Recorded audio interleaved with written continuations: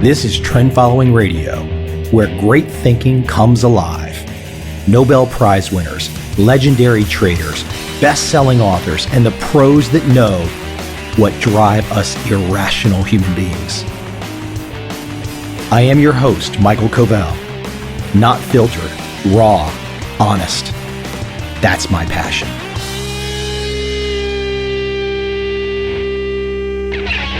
Until recently, I'd never heard the term performativity. The notion that economics performs, shapes, and formats the economy rather than merely observing how the economy functions. All these economists out there, I don't care what side they're on, so many of them, with their views, their pontifications, their policies, their theories, they're not just observing us. They're prescribing. They're pointing a way. Now, many of them don't like to think they're doing that, but they are. My guest today is Donald MacKenzie. He goes right into this topic. He is a professor of sociology at the University of Edinburgh in Scotland. One of his really cool books is titled An Engine, Not a Camera: How Financial Models Shape the Markets. Really quickly, you can say to yourself, modern portfolio theory, the efficient market hypothesis, the Black-Scholes formula. The list goes on. All of these advancements, right from the heart of so-called economic thinking, actually drive behavior. Think about how many mutual funds have been set up based on the efficient market hypothesis. So much of the investing world, your pension funds, etc., are shaped by economists. And guess what? This is not all so good. I hope you enjoyed this conversation today with Donald MacKenzie.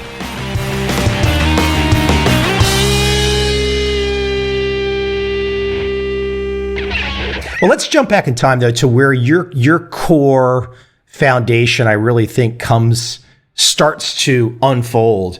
And people think about economic models, and I think sometimes we've lost sight of the fact that economic models have driven us.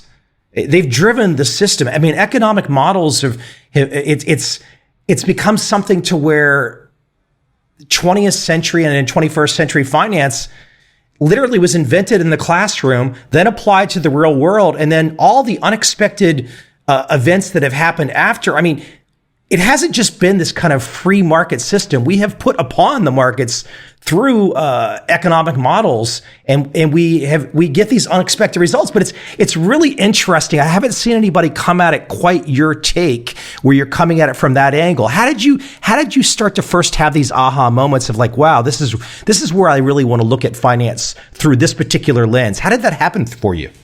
I guess a strong influence on me. I mean, I'm an academic, so I did a PhD, and my PhD supervisor was the sociologist of science and social theorist Barry Barnes. And one of the things that Barry has emphasized consistently in his work is that social life rests upon a huge set of what, for the sake of simplicity, I can call self-fulfilling prophecies.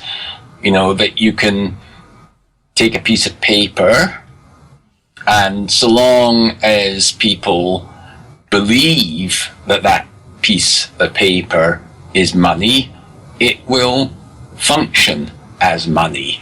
So there's a kind of feedback loop between our beliefs and the social world. And it's easy when you say self-fulfilling prophecy to think, well, this is something kind of pathological, but actually that's what the normal foundation of ongoing orderly social life is. Our beliefs and the way we behave are integrally tied up together. So that was the background idea. Performativity.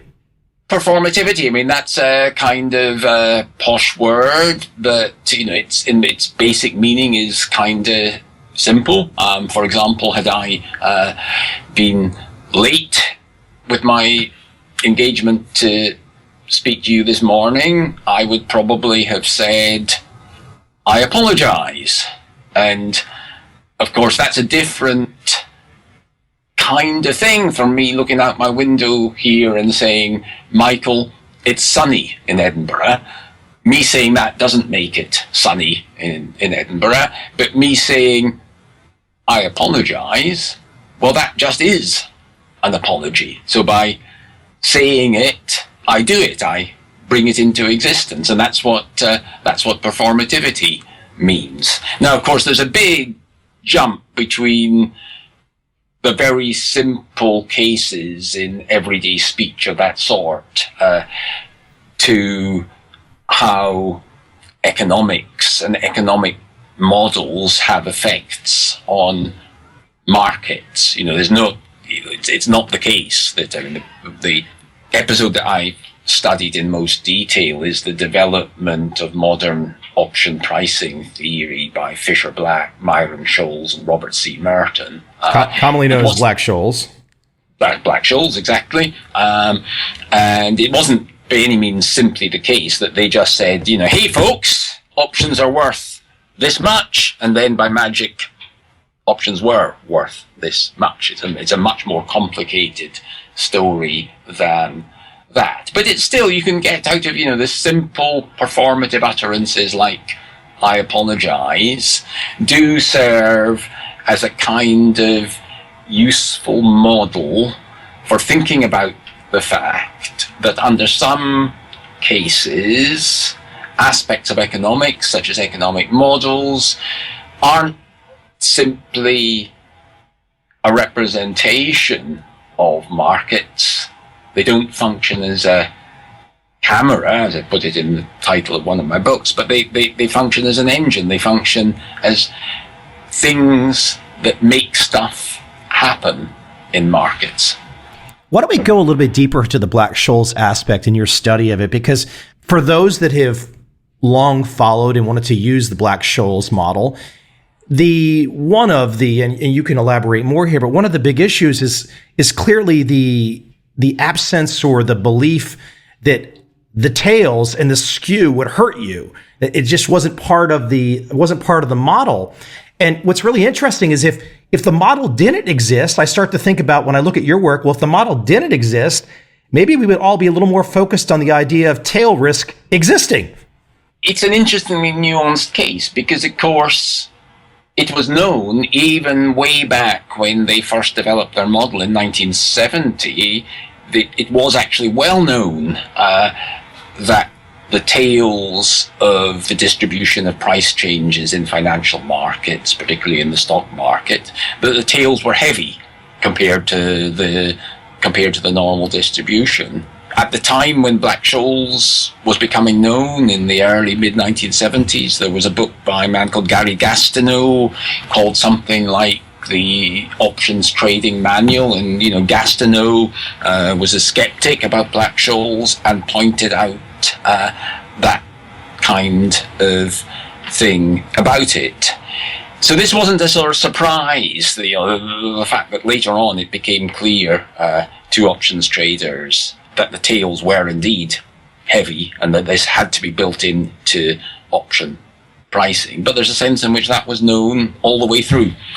Well, I was also thinking about that too, because you talked about 1987, you talked about Merriweather. Well, let's roll forward to 1998 and Merriweather comes into play again.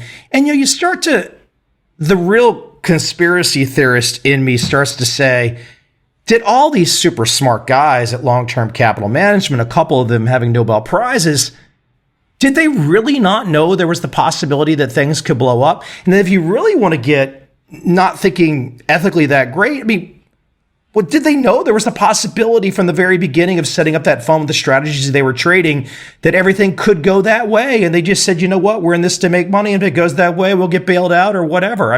It really starts to make you think the way you posit some of these questions and thoughts. Clearly, the folks at Long-Term Capital Management got a bad rap. Some of the criticism actually wasn't tremendously well informed. People... it was sometimes presented as they naively believed in the Black-Scholes model and they traded on that basis, and hey, the whole thing then blew up on them. And that is absolutely not the case. I mean, Black-Scholes played only a pretty minor part in what they were doing, and the folks at Long Term were perfectly well aware of the shortcomings of the Black-Scholes model in terms of the fat-tailed kind of stuff that we're talking about. I mean, those kind of things were built into Long Term's risk model, for example. Now, what the interesting thing about long-term capital management is that what unhinged them was something subtly different from all of that. They had been extremely successful.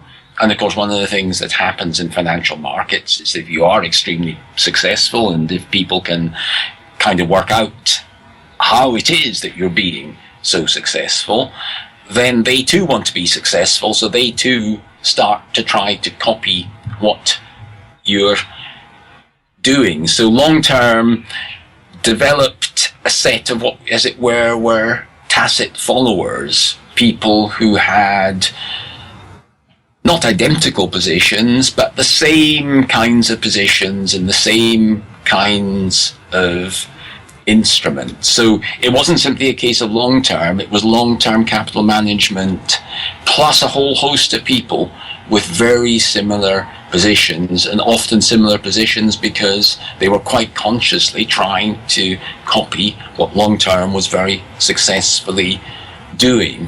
And that set up the conditions for an event which had only very limited direct effects on long-term capital management. That was the decision in August of 1998 of the government of Russia to default on its ruble-denominated debt. Long-term had some exposure in Russia, but not a really very big exposure in Russia.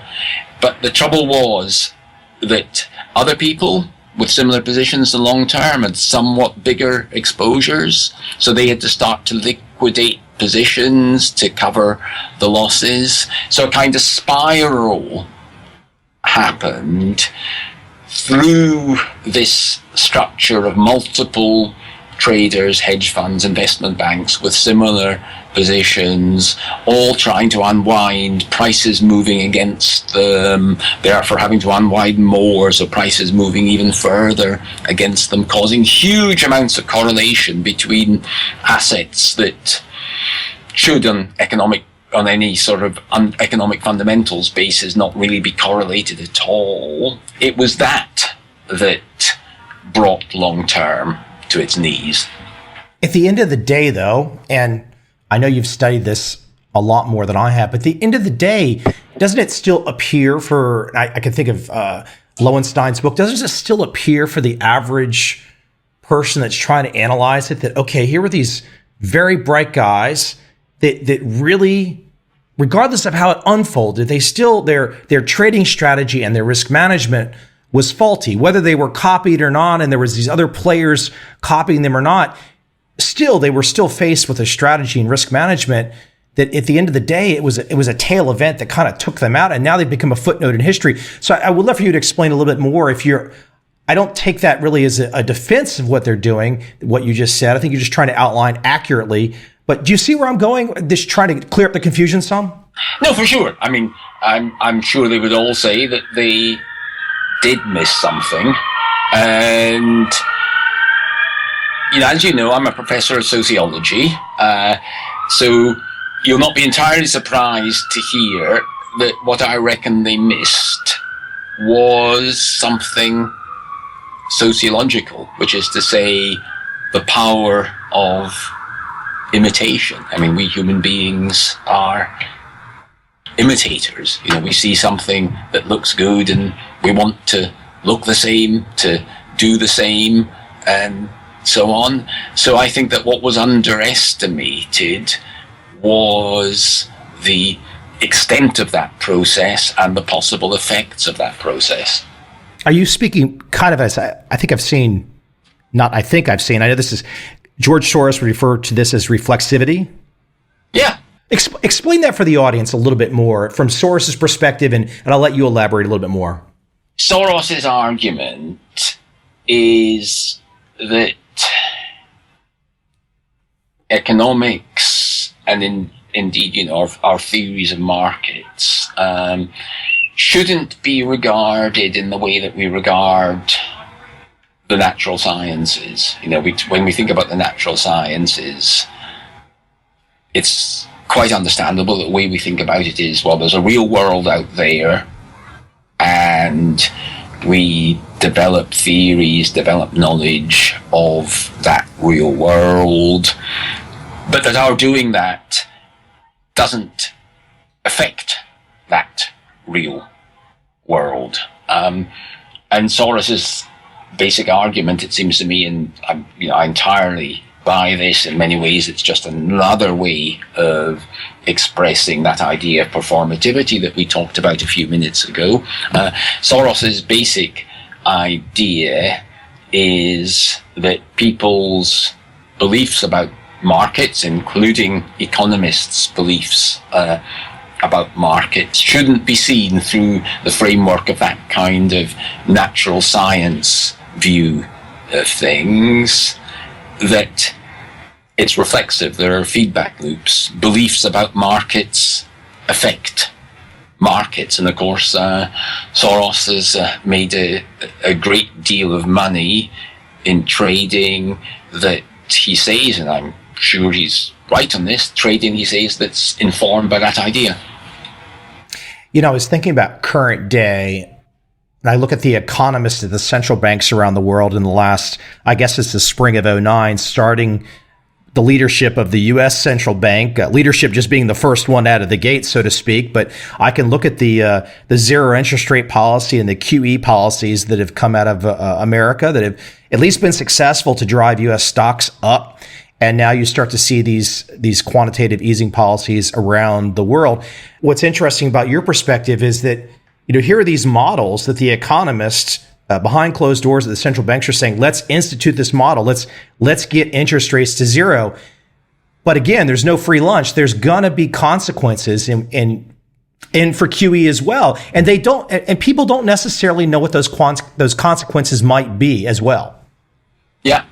No, that's absolutely right. That's absolutely right. And one thing I've heard argued, I don't know enough about this area to assess this argument, but it's an interesting argument, is about central banking in the run-up to the crisis. Because, of course, many central bankers have a background in macroeconomics, and indeed much of what central banks do is informed by macroeconomic thinking.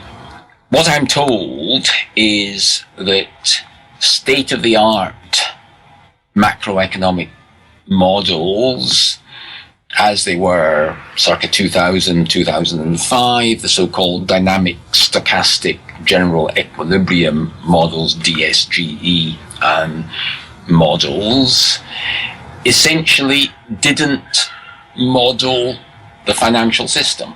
Apparently, technically, those are very brutally difficult pieces of mathematical modeling, and incorporating the finance sector, incorporating banks explicitly into a dynamic stochastic general equilibrium model is apparently technically a very difficult thing to do. So there you could say that there's a sense in which the central bankers went into the crisis a bit blind. It's very interesting to say, look back at the kind of things that people in the Federal Reserve Open Markets Committee were saying in the run-up to the crisis. And there's a very nice paper that I've heard by, I'm blanking on the American sociologist's name, about this. A lot of what they were doing was thinking about it macroeconomically and not thinking enough about the specific role of finance. So that would be another case where people's beliefs, including their economic models, had pretty major effects.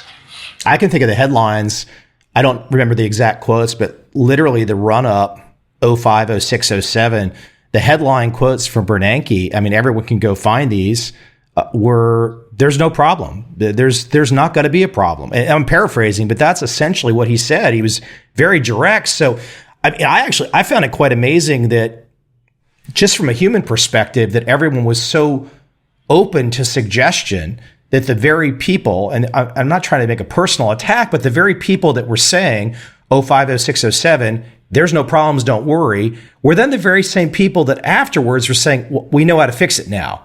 It's just interesting to watch from a human behavior standpoint, isn't it?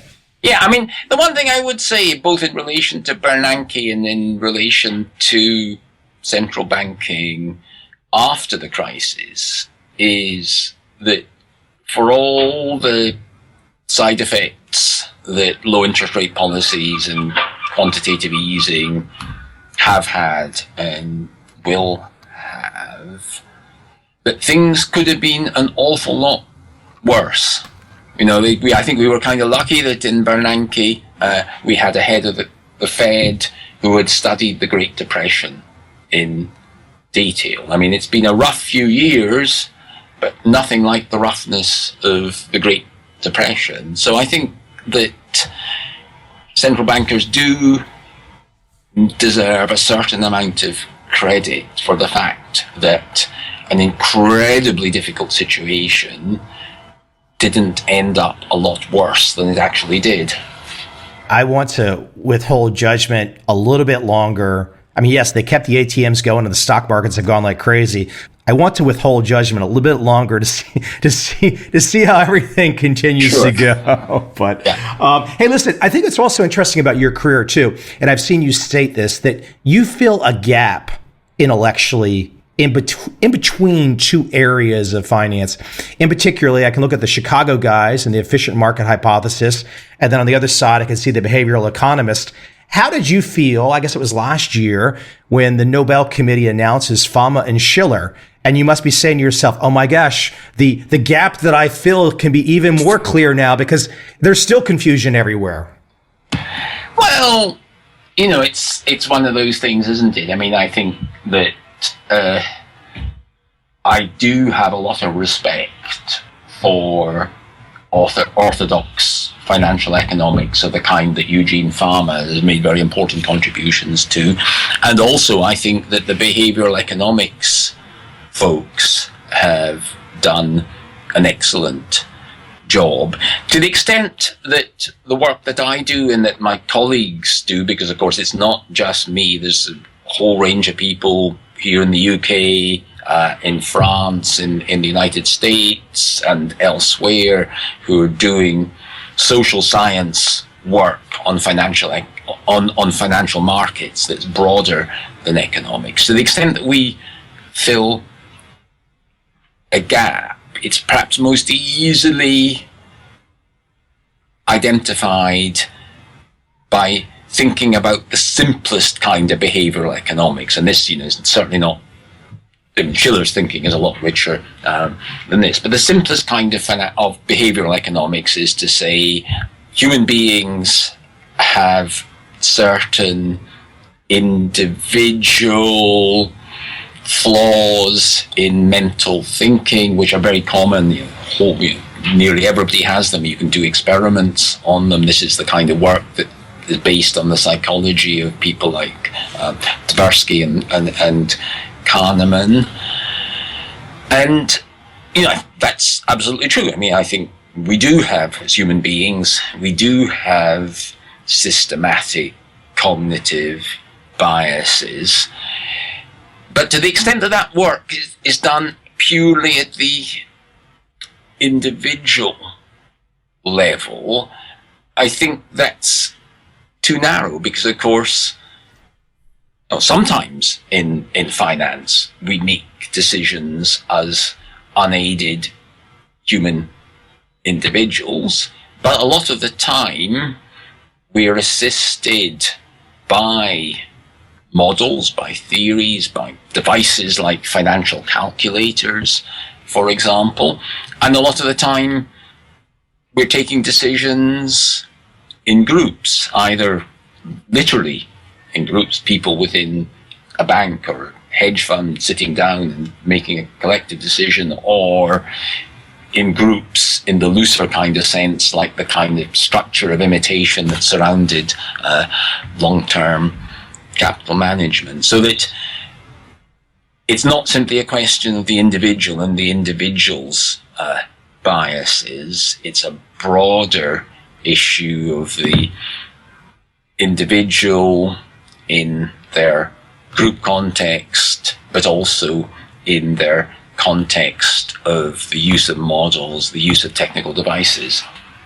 It's got to be fascinating when you're in the middle of a career and you start to look at something that as much work has been done, as I mentioned, the Chicago guys side, the efficient market side, the behavioral economist side. It's got to be quite fascinating, quite an aha moment to see when you look at all that work and then you see that gap intellectually and you're like, I think I can start to help to fill that. Of course, as you mentioned, other colleagues are helping to fill it, but it's just got to be really fun and exciting to where you see that gap and you're like, I think I can add something there.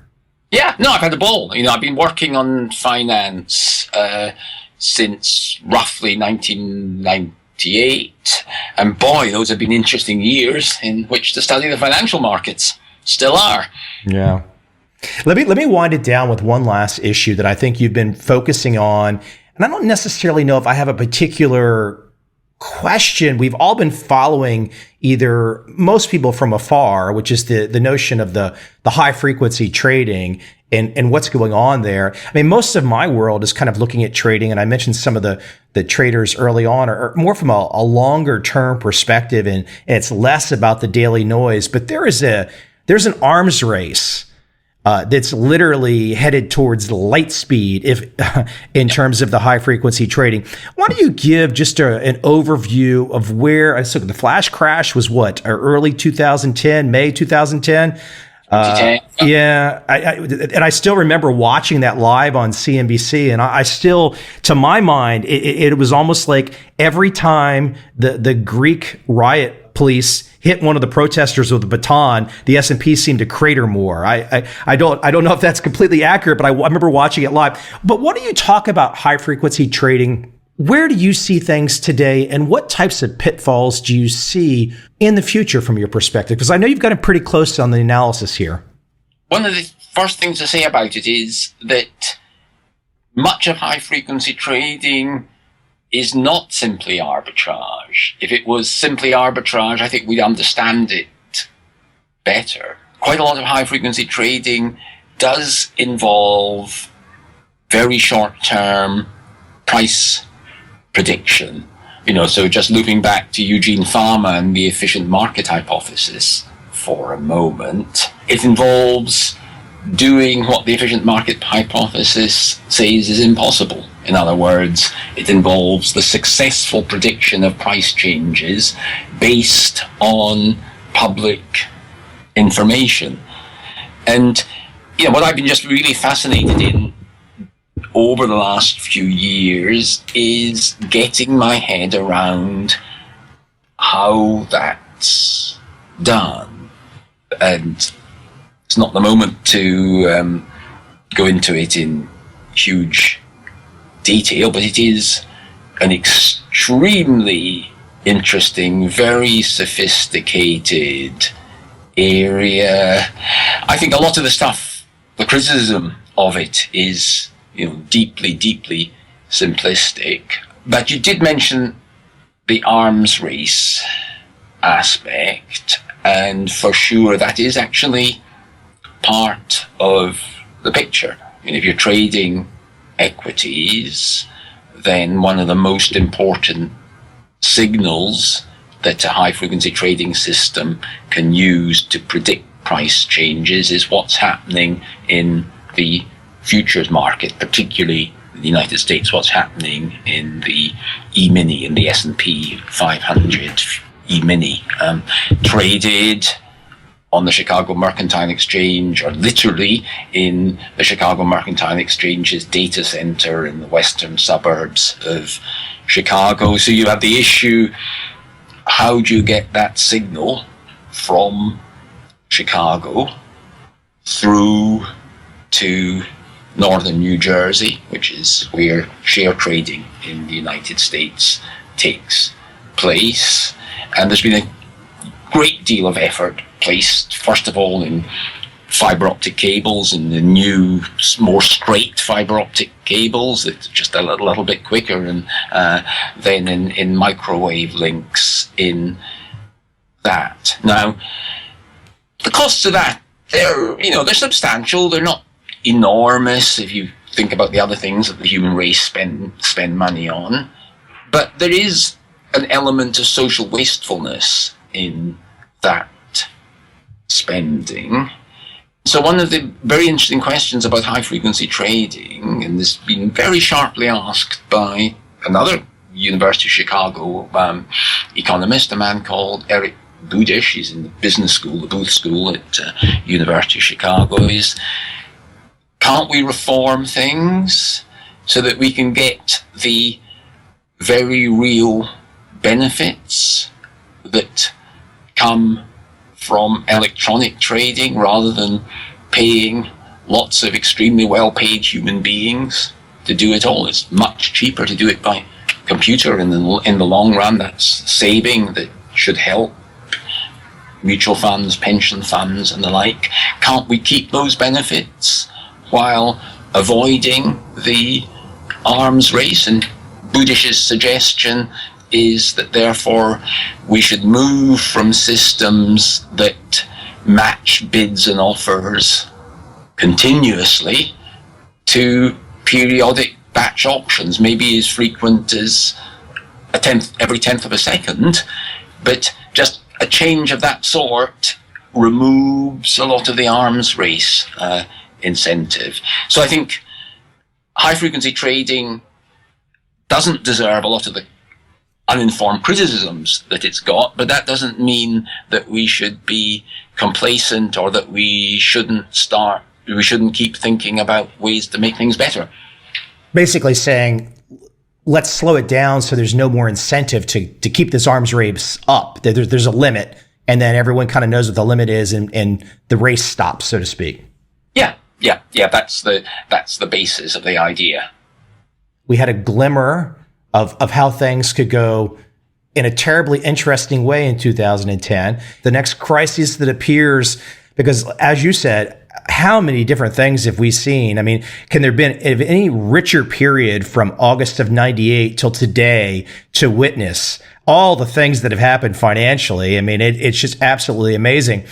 And so much of all that experience has built up into the current price today. What will be the next chain of events that will happen, and who will be sitting there with strategies that were able to take advantage of all the uncertainty that's sure to come? Yeah, no, and things are going to change. I mean, of course, the news came out about this British trader who's been accused of spoofing in the E-mini futures, and accused, it's been suggested, whether this is right or not, it's difficult to be certain, but it's been suggested that his individual trading contributed to the flash crash. So a guy in a bedroom in West London, just an individual guy, he's not part of a big firm. It's alleged, I say it's just an allegation, but it's alleged that he had a big individual effect on the flash crash. I suspect over the weeks and months to come, that's going to be one of the stories that's going to unfold, and whatever the outcome of the legal case against him, I think we will see regulatory measures. Yeah, but the bigger issue, and you're already crunching the math in your head, is if this one guy in West London could have allegedly caused this many problems, what's going to happen when more than one guy decides they want to cause this many problems? Indeed. Yeah. The math of that becomes something that I don't want to ponder to today. Right. Professor, the book, at least the book we've been talking about today, easily found everywhere. Oh, you got a ton of books out, but what's the best website? And the book for the audience out there, An Engine, Not a Camera. What's your best website, though, for people to, is it easier just to search for you, Donald MacKenzie, or is there a website we can send them to? Yeah, I mean, what I try to do is, as much as the copyright law permits, is to have at least the draft forms of, not books, you can't do this with books because publishers wouldn't let you, but the draft forms of my academic articles and also the more public things I write, particularly for the London Review of Books. I try to keep downloadable copies of all of that on my web page at the University of Edinburgh. So if you search for the University of Edinburgh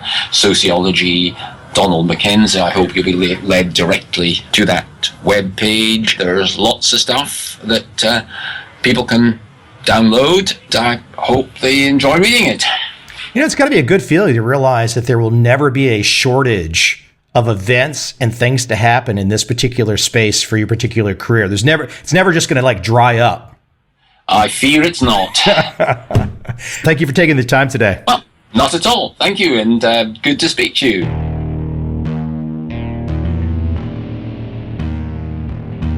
I see a time when those awake will understand how to make money in up, down, and surprise markets. Whether new trader or experienced, college student or financial advisor, protecting against a crash or just trying to make a lot of money, trend following offers everyone an answer in uncertain times. To get started immediately, send me an email, michael@covel.com.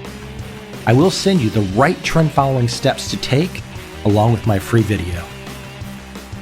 But if you want to buy and hold, trust the government and trust Wall Street, this is absolutely not for you.